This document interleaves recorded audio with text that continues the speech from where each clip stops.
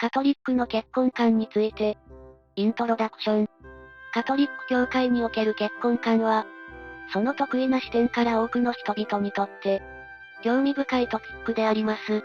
宗教とは人々の生活の様々な側面に深く関わっているもので、その中でも結婚観はとりわけ重要なものです。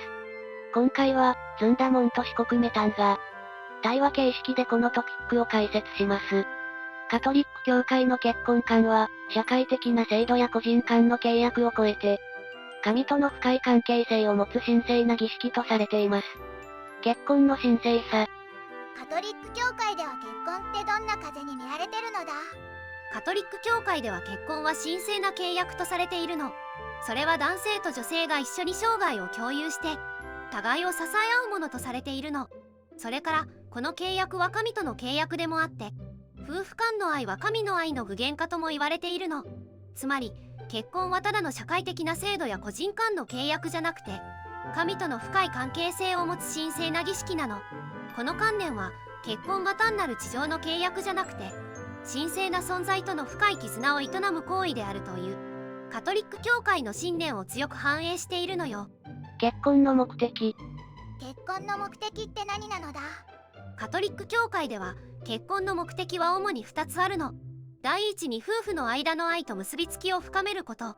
これには夫婦間の精神的、物理的な絆を深めることが含まれるの。そして第二に新しい生命、つまり子供たちをもたらすことなの。これらの目的は神の計画の一部とされているの。だから、結婚は愛を深め成長させて、新たな生命を創造するための神聖な手段とされているの。これは、結婚がただの生活のパートナーシップを超えて、神からのギフトであって、神の愛と想像力を反映しているという、カトリック教会の観念を表しているのよ。離婚と再婚。